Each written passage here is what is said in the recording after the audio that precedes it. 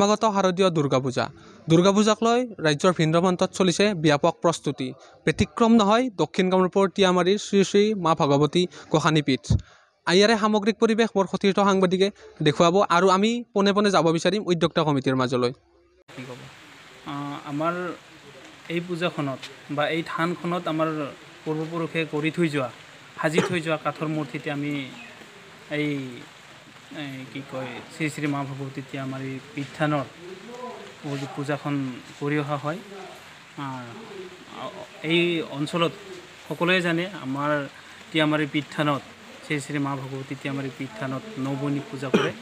গতিকে দুৰ্গা পূজাৰ উপলক্ষে আমাৰ আচলতে শ্ৰী শ্ৰী মা ভগৱতী টিয়ামাৰী পীঠ থানৰ বাৰ্ষিক পূজা। গতিকে যোৱাবেলিৰ দৰে এইবিলো আমি সম্পূৰ্ণ প্ৰস্তুতি কৰি তুলিছোঁ। গতিকে সকলো অসমবাসী ৰাইজক আমাৰ পূজা ভাগত আহি পূজা উপভোগ কৰিবৰ কাৰণে আমি এইবেলি কিমান সংখ্যক হ'ব আপোনালোকৰ পূজা ভাগ? এইবেলি আমাৰ পূজা ভাগ তাৰিখটো হৈছে আপোনালোকৰ 10, 11, 12, 13 অক্টোবৰ।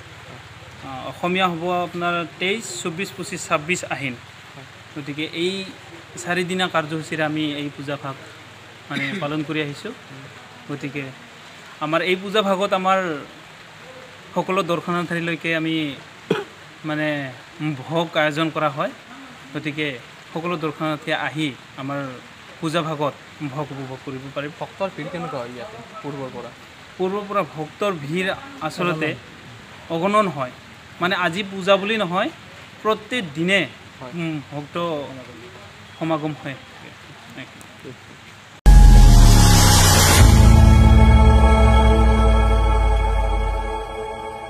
খবৰৰ আঁৰৰ খবৰ, ব্ৰেকিঙৰ হুলস্থুলৰ মাজত ৰৈ যোৱা সমাজৰ নেতিবাচক বহু খবৰ।